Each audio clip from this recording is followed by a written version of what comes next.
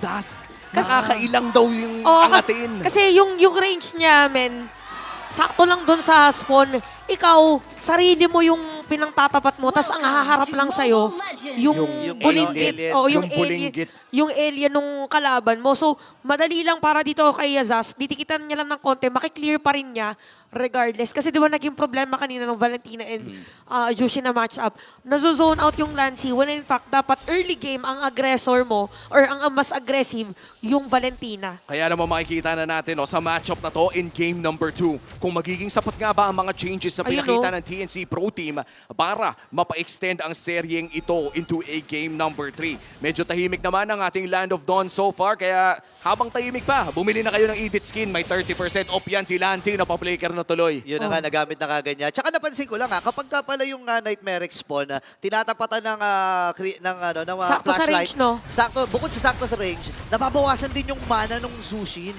So parang isa to sa mga parang soft counter kasi hindi mo pwede ba, ayan o, tinan mo nauubos yung mana nyo. Oo nga. Ano? Di ba? Good observation. Tsaka ang maganda dito ay yung nerf din na ginawa kay Zushin, no? Talagang medyo mahihirapan na siyang tumagal sa ganun at si Kirk ngayon ay papasok na rin. Yawi still level 2 pero si King Kong ay umamba lamang. Mukhang hindi na nila lalabanan pa. Pati ba naman Green Camp pinag-aagawan sa larong Kala ito? mo, turtle na agad, no? Oo. Yung nangyayari. So ngayon naging maganda yung... Oy! Ayan na, ibinatro na agad. Alam niyo na lang walang breaker itong si Lancy. And first body, mapupunta kagad kay Monster Mage. Feeling ko all part of the plan para yun sa Onyx kasi alam nila dito na medyo lugi nga in terms of range yung Jushin na ubusan ng mana and all. Kaya di ba normally hindi naman natin nakikita agad yung jungle na nagpo-poke early game pero dahil sa unang poke niya against Lancy nagamit yung flicker. Alam na walang flicker, okay. Kill tayo agad para medyo mauna na tayo in terms of turtle take. Oo, tsaka nakita rin natin si Brusco parang naaamoy niya kapag walang flicker yung kalaban eh. Pag alam Excited niya, na robot yan eh. Excited na robot, talagang tatalunan ka. And level 4 na nga dito si Brusco kaya hindi na niya kailangan pa yung flicker niya temporarily. 60 seconds pa naman at yung turtle sinimulan na ng Onyx. Okay, level 4 nandito si Bruce. So any moment ay pwede siyang mag-unstoppable. Yun na nga, hindi ata mapipigilan. Yawi dito ay nakaamba rin. Pasok si Zaida at siya makakuha. Yung unang pag-unang laban, after the guard ay nagamit din. Pero grabe naman yung sampalan dito at balugbugan na magkabilang kupunan. Atras muna si Yawi, tapak siya doon. And makakasurvive sa mga naganap. Pero ang pagong ay nasecure ng TNC. Good contest mula dito sa TNC Pro Team. Nakuha na nga nila ang unang pagong, nakatakas pa si Yawi ng buhay. Tsaka good na din dito, good dominators sa descent para dito kay Lancy kasi medyo nakadagdag pagdating dun sa damage and we really have to comment yung pagpasok ni Zaida kanina. Very unpredictable kaya medyo hindi in-expect ng Onyx na nandun pala siya. Ay! Unstoppable force yung gamit. Kasama pa yung pagbalibak. Grabe naman, hindi na nakababa dito si Yawi. Pasok din si Lord JM. Medyo malalim ba? Kakayanin, napatayin. Ito si Brusco. Mula dito kay Zaida. Init na na. Ito pala yung gusto nga play ng side ng TNC with the Hanzo. Okay lang kasi mag-tower dive kapag ka naka-outloom mode yung Hanzo. So, mapumasok din doon si Lord JM. Ouch! Kumatay! Ang sakit ng damage mula kay Benny. Nasalo niya yung buong Rhapsody. Yung ilang bala na yun. Critical itong si Kelda. Buti na nandito si King Kong para protektahan siya. Pero si Yawi nakamatsyag din Oo, nakamatsyag. Wala pa namang flicker para dito kay Yawi. In fact, saktong-sakto yung flicker niya sa timer ng susunod na pagong. Ligtas pa naman ang dalawang gold laners. At kung mapapansin natin, ito yung tinatawag nilang Kai rebuild sa isang suyo ngayon na naka-killing spree para sa additional na sustain. And as the turtle spawns in 20 seconds, mukhang ang rotation ngayon ng Onyx Philippines ay heavily centered around that XP lane in mid. Feeling ko for Onyx, minimake sure nila lang meron kahit isang player na naka-killing spree. Kasi diba kanina, si Kelra, tas ngayon naman si King Kong, kaya siguro dive din kasi sila din naman yung main damage dealer. So ito naman yung difference ngayon for Benny QT, naka-impure rage. Apa! Ibinalibag nga kagad Lord JM. Naku, pinagtulong-tulungan ng Super Fam. Flicker ay nagamit din ni Lord JM. Makakatakas naman siya. Sabay kapit dun sa grass. Ngayon si Yawi! nandito rin. Sino ang kanya masisipa? Naku, nasipa kagad. King Kong dito counter! nakatalon. At kailangan niyang umatras dito. Kaya humabol pa rin si Zaida. At may ipit nga ba? Nagamit yung Uy! descent. Ang kailangan nilang gawin dito ay tunawin. At si Kirk ay makakakuha ng pagong roll call muna dito ang TNC. Buhay pa ba lahat? Atras muna dito ang TNC, abang Super Pump. Grabe, napakatapol ni Super Prince dito, ha? Oo, biruin mo, plinashlightan na lahat. Pero ito na ulit ang multo ni Zaida. Pinalibag si Lord JM pero kapit lang sa grass. Si Kirk ay lilipad na ata pero mukhang mahanap niya yung isa. Mababalibag pa nga at hindi na makakaalis si Lord JM. And that was the trade. Nakuha pa nga ng Onyx yung kill. Oo, dito lang tayo nakakakita ng play na instead na keep off the grass, kapit lang sa grass for some of the players. So, jokes aside, dito ang ating score, may kita natin in terms of gold. Malapit na malapit, Kelna versus Benny Cutie. Kaya nakikita natin na iniikutan ngayon ng mga gold laners. Pero kung babalikan natin yung Turtle team fight, maganda yung pagpasok dito ng side ng TNC. Although for the Dominators descent, medyo napaaga. Tsaka hindi natin nakita na napigilan yung mga players ng Onyx. Kasi Yawi. diba normally meron stun yun. Wait lang, may sipa! Ako yung pigil ata ay ito na kasi Super Prince ang nakuha kagad dito ng TNC. 57 seconds para sa next objective. Napakaganda ng pick-off mula dito kay Yawi. Parang tuwing may Way of the Dragon ito si Yawi, nakakahanap siya ng paraan na magamit ito. Ito na siguro yung tinatawag nating hero mastery talaga. Yep. Na may mga nakikita siyang paraan na gumawa ng play and looking at the Infinix handcam, no? Ito ang kamay ng Hanzo na nakatao pa. Antayin nyo mamaya, pag multo na yan, biglang dadami yung daliri ni Zaida. Oh, malawak yung magiging sakop pa. Tsaka yung mga drag map, normal yan kapag nakaganon kayo. Pero ang problema lang ay si Brusco ay natunaw na nga kagad. Lapag yung Zamar Force, di fully ma-maximize dito ni Kenra. At ito na, nanggugulo na naman yung mga maliliit na mga bulinggit mula dito kay Lance. Yung mga mini-mi niya, yan yun yung mga mini-mi. Ayan, mini-mi niya yan eh. Oh, tsaka ano din yan, grabe pang slow. Pwede rin gamitin pang vision. Kaya madali para dito kay Yawin the rest of TNC na basta na lang pumasok. And surprisingly enough, 6 minutes na ating laban, halos pantay, nagpapalitan lang in terms of the gold economy. And ito, pangilang turtle na ba? Third Huli. turtle of the game, level 11 si King Kong, Yawi. 11 din si Zaida. 5v5 Wow! na to! Sino kanya masisipan? Ako, nakasipa siya pero maling anggulo. Ang gulo na rin na nagagalap dito habang si Kero ay nakakuha ng kill. Lansing ay makakabawi din. Atrasan muna dito ang Phoenix Army. At si King Kong hawak-hawak pa rin. Itong Lord na ito, yung Dominators Descent, ay nilapag doon sa may bandang ginapasok si King Kong. Hindi tumama yung kanyang son. Very good yung free hit lamang. Pero poprotektahan siya dito ni Brusco. Wag ang King Ko. Ngayon naman, si Lord JM ay kailangan din lumayo. Tinamaan pa ng son. Oh! Lansing dito ay tutumba. Zaida! Bruce ay mamamatay din. Mula dito kay King Kong! Benny Cutie. Binabagyo na Kela? sila. Nakakadalawa na. Flicker naman yung nagamit din. Ay, Dominic! Habang ito na yung pagbawi ni Yawi. Oh! Makakasipa pero angulo na naman. Yung naging questionable doon. Zaida! Pasok kay si Zaida. Pero sa Oh! nagamit, may ipit ba? Nandun yung taunt. Oh! And this time si Yawi ay poprotekta din. Tuloy-tuloy ang bakbakan habang gagamitin yung Pinnacle Ninja mula dito kay Zaida. Pero pipigilan ang ari niya. Walang katapusan. Yung bakbakan doon, literal after may bumagsak na isa, nakauwi na't lahat ay nagtuloy pa rin yung laban. Balikan natin yung replay, Chantel. Ano ba yung pinaka-importante na nangyari doon? Okay. So, dito yung naabutan na. So, nakuha dito si King Kong. Pwede pa sanang kuhanin pagkadating ni Yawi. Kaso, sakto may flicker. Ayun, lumusot yung flicker ni Super Prince. Kaya nag-iba na rin ang angle. But yeah, for this one, it's all about the targeting para sa ating dalawang teams. Pag alam nila merong opportunity na makakuha ng kill or makasagot dun sa ginawa ng kalaban nila, ginagawa din nila. Kasi sinabi nga natin before that Turtle team fight, pantay na pantay naman. Before Turtle team fight kasi 89 ng mga ng Onyx, tapos ngayon 600 nila. So technically, hindi pa talaga siya malaki. Kasi in terms of the items, parehas na dalawang core item. But take note, for Benny Cutie, meron na siya dito Sky Piercer. So that's 20 pagdating sa stack sa Sky Piercer niya because of the 2 kills that he has. Oh, in perfect game so far para dito kay Zaida as well. Nagiging mas maganda ang laro with this Granger and this Hanzo. And of course, yung mga plays din ang gagaling dito kay Yawi. Kung napansin natin, no, yung natalong team fight para sa TNC Pro Team, yun lang talaga yung medyo hirap kapag ka may flicker yung kalaban o Yep. yung naghihintay yung Jawhead para sa'yo. Ngayon naman, maganda yung sinabi mo dito with Zaida, maganda yung play niya. Same with Benny Cutie.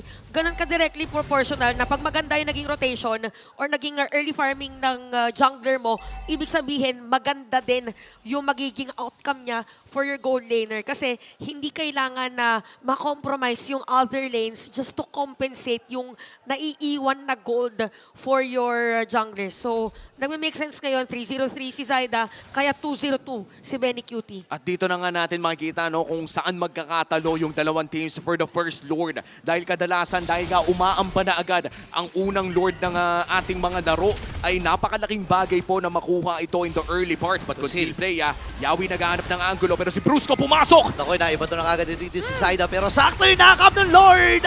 At ang bagyo makakuha nung pag-Lord na yun. Habang ito na yung pagsugod ng Super Fam, Lord JM may even din. Same with this one. Si Yawi ay namatay. King Kong? Mapasok si Benny Cutie, pero sakto yung pag-protekta. King Kong ay Wow! dito na! Sabay vertical, may mamamatay din si King Kong dito sa kamay ni Benny Cutie. At makakadalawa na ang bagyo. Ito lang pananalasa. Signal number 1, Savage! signal number 2, magiging signal number 3, magiging 4 din. Nangangamoy Savage mula sa bagyong Benny Cutie. Opisyal, signal number 5 mula sa bagyo. At nag-init na nga ang mga bala ng bagyo. Benny Cutie with the Savage! Sabi natin kanina sa Infinix, sa Keys to Victory, let Benny break them. And with that 7 kills, look at the stacks ng kanyang Sky Piercer. 70. Yan na ata yun eh, kompleto na. At saka, kung pwede, ano bang sunod sa Savage? Siya din nakakuha ng Lord eh. Oo nga eh, lahat na ata eh. Pwede na nating ibilang dito kay Benny Cutie. Napakaganda nung counter maneuver dito na ginawa ng CSC. Pinatras lang nila si Benny, tapos nung nagkaroon ng pagkakataon, tsaka sumugod yung bagyo. To be honest, Chantel, naging sobrang ganda ng performance ng Onyx Philippines doon. Napalayo nila si Zyda. Na burst agad nila pero hindi yun naging sapat. Pumasok na nga mulit ang Old Plume pero wala siyang nakuha na nakill doon. Akala ko sasabihin mo, papasok yung akala ko Onyx yung masasabi mo, Otlum pala. Tama, mumu. Minumu sila doon. Pero grabe yung pagbawi dito ng Onyx Philippines. Kanina lamang ang Onyx, I mean ang TNC, kanina lamang ang Onyx dito. Ngayon, 4K na para sa TNC. Tsaka maganda dito, probably makikita natin sa highlights, yung sana kasama yung sa Lord Teamfight. Okay, yun ay hinabol. Tsaka tingnan nyo na lang, talagang tinapon na rin nung TNC yung katawan nila para mag-add Sakit, oh. ng damage. Kasi alam naman nila magpo-proc at magpo-proc either way yung passive dito ng Sky Piercer. Ayun, medyo nawala na nga rin ang choice doon si Super Friends dahil yung movement speed din na nanggaling sa Hunter Strike ay sapat na. At dahil dyan, lamang na nga ang TNC Pro Team ng 4,000. Their biggest gold lead so far against Onyx Philippines. At medyo kung Phoenix Army ka, nangangamoy game 3 na to para sa'yo. Oo nga eh. Feeling ko nahihirapan din sila dun sa mga pwesto na ginagawa dito ni Benny Cutie. And yung pagprotekta ni Lord JM, napakalaking importansya nun.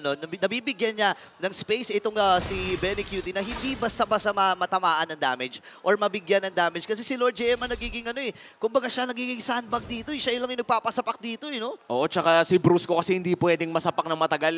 Kailangan mauna yung play na manggagaling dito kay Brusco. At yun naman talaga yung nakita natin kanina.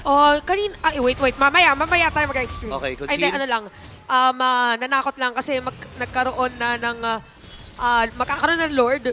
Probably bebait lang sana ng TNC na gumamit ng spell, any flicker, or whatever na resource na ma-exhaust. Anyway, Si Super Prince kaagad, nagamit yung Crimson Beacon.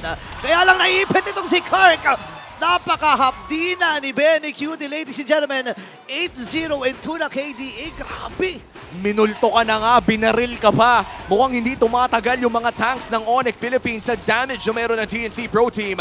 Pero ito na nga, sisimulan na nila ang second Lord of the game. Si King Kong ay nakita nung mga Nightmaric spawn. Kaya naman ang Lord na ito ay mapupunta sa kamay ng TNC Pro Team. That is their second Lord of the game at tuloy pa yung laban. Si Zyda, makikipaghampasan din si King Kong ang magiging punteriya. Pero ibinato na kaagad palayo dito ni Brusco.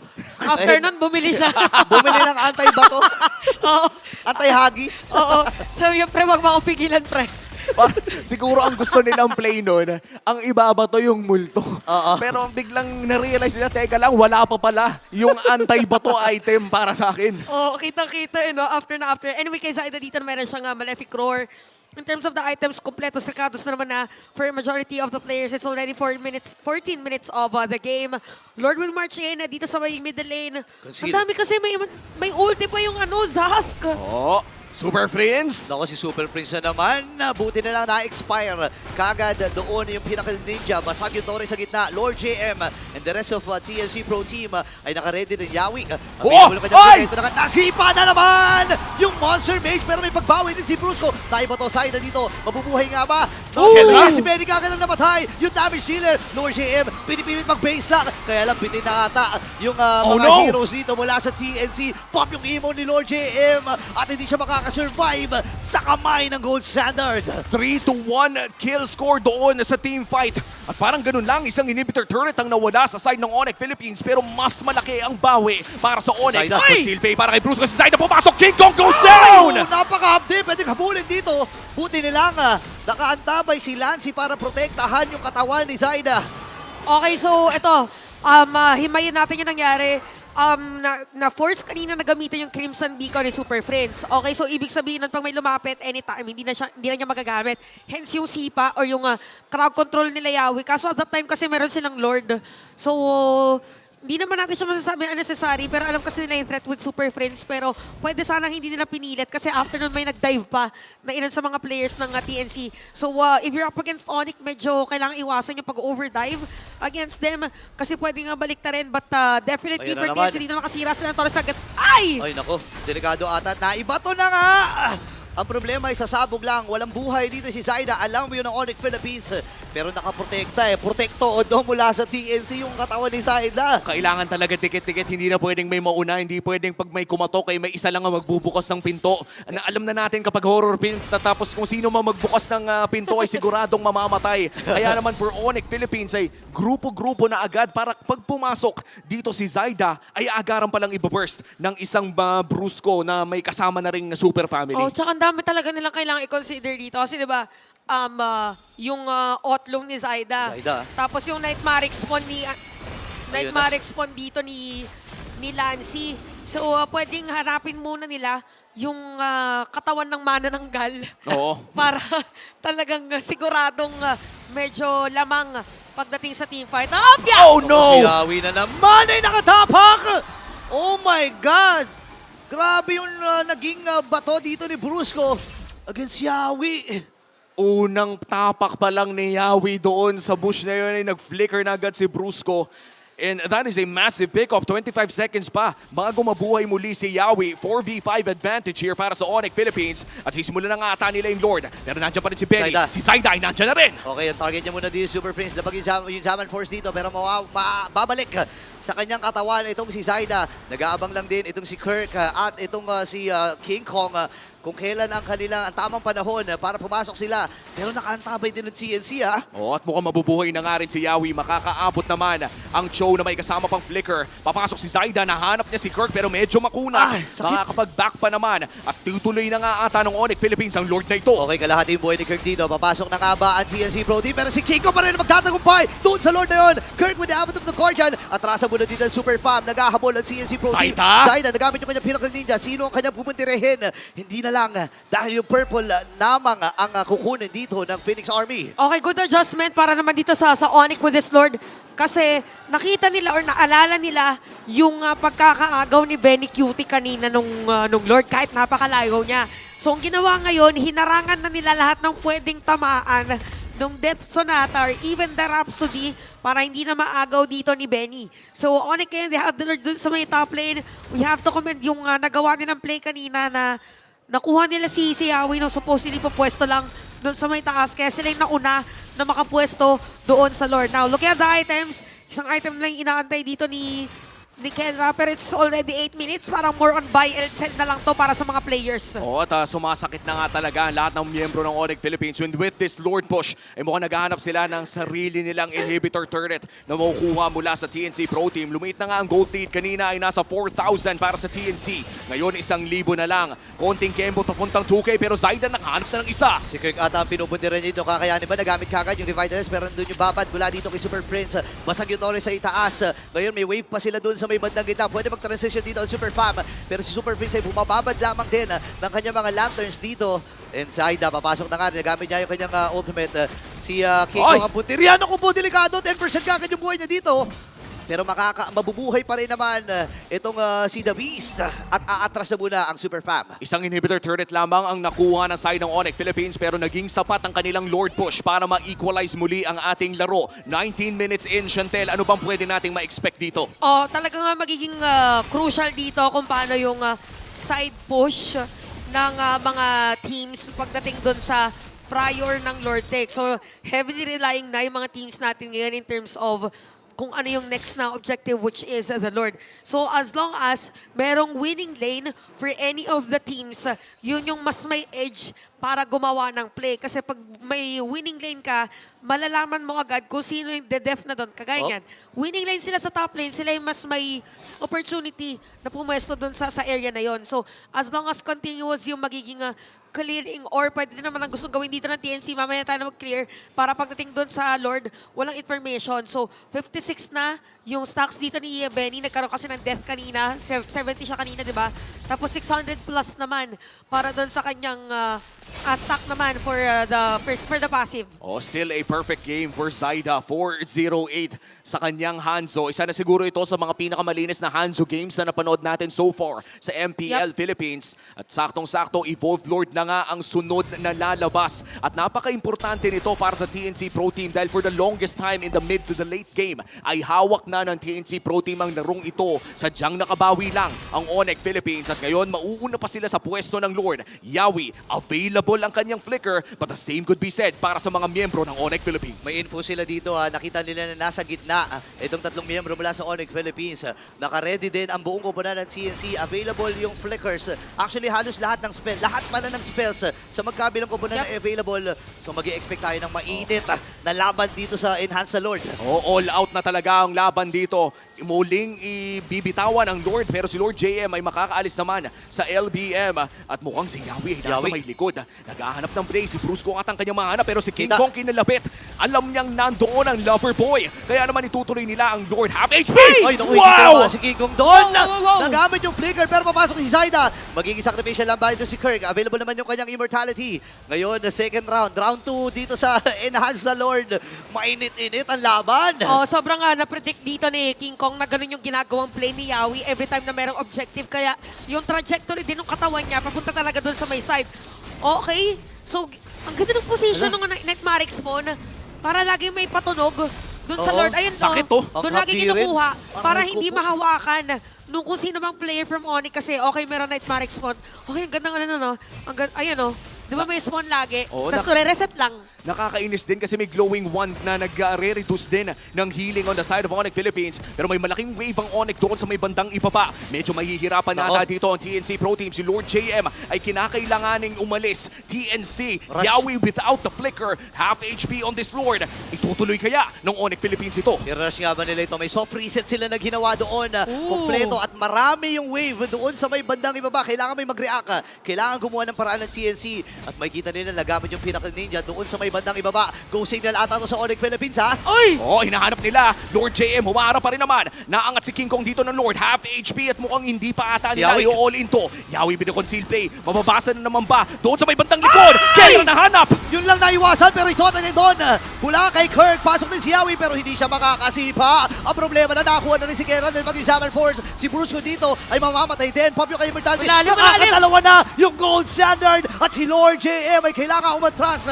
Nakabili na rin dito ng Immortality pero may 1v1. King Kong versus Benny Cutie. At mamamaalam din ang bagyo mula sa Onyx Philippines. Zaida pinasok din. Winter's Crown para kay Super Friends. At kinailangan na nga Ibaba. umalis ng dalawang miyembro ng TNC Pro Team. At mukhang si King Kong may sariling bagyong niluluto doon sa may bandang ibaba. Kailangan niya umalis dito. Super Prince, kalahati yung kanyang buhay. Diretso lamang itong si Kiko. Makikipag 1v1 ba mula dito kay Zaida. Pero andito na ang reinforcement mula sa Super Pam. Ready ata silang tapusin. Kapal! Mag-examine force at ang magtatagumpay ang Super Pam. Another sweep para sa unang araw ng Week 5. Onyx Philippines ang magwawagi. Oo, sobrang linis nung naging adjustment ng Onyx. 2 beses ginawa ni King Kong.